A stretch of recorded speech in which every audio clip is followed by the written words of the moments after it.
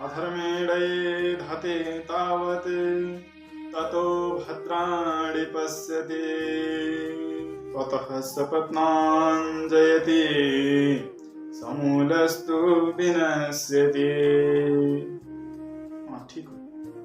यदि हजुरहरू धर्मको बाटोमा चल्नुहुन्छ भने हजुरहरूलाई भगवानको नाम संकीर्तन गर्नु हुनुहुन्छ, भगवानको नाम संकीर्तन गर्नुहुन्छ, धर्मको बाटोमा चल्नुहुन्छ, सत्यमा चल्नुहुन्छ भने हजुरलाई सुरुमा दुःख हुन सक्छ, सुरुमा कष्ट हुन सक्छ।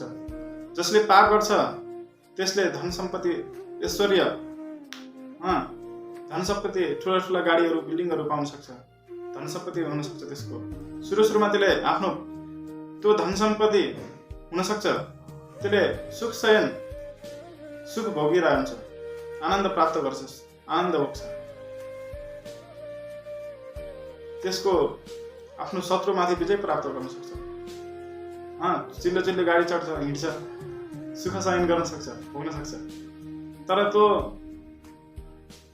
सुख, आनन्द, धन सम्पत्ति त्यो कहिलेसम्म भन्दा जबसम्म त्यसको पापको मतलब घडा भरिँदैन, जबसम्म त्यसको पाप बढ्दै जान्न, जबसम्म त्यसको पापले पूर्व जन्मको त्यसको पूर्व धर्मलाई मेटाउँदैन तबसम्म मात्र।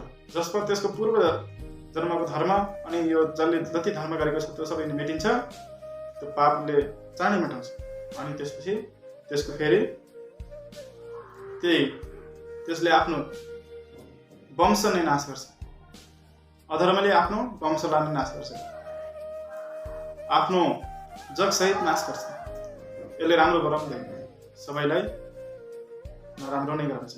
यदि तपाईँ धर्मको बाटोमा, सत्यको बाटोमा हिँड्नुहुन्छ भने हजुरलाई सुरुमा दुःख हुन सक्छ। तर जब हजुरले भगवानको नाम संकीर्तन गर्नुहुन्छ, धर्मको बाटोमा हिँड्नुहुन्छ, सबै भगवानको धर्ममा छोड्नुहुन्छ, त्यसपछि हजुरको भगवानले जब सबै पाप नष्ट हुन्छ त्यसपछि भगवानले हजुरलाई धेरै दुःख दिँदैन।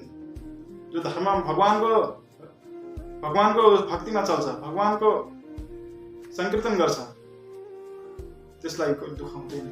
भगवानले जे गर्नुहुन्छ भगवानको भरमा जसले छोड्छ, जे गर्नुहुन्छ भगवानले गर्नुहुन्छ भनेर त्यसलाई भगवानले सुरुमा दुःख हुन सक्छ, तर पछि गएर त्यसले यस लोकमा नभएर परलोकमा पनि आनन्द प्राप्त गर्छ, सुख प्राप्त गर्छ।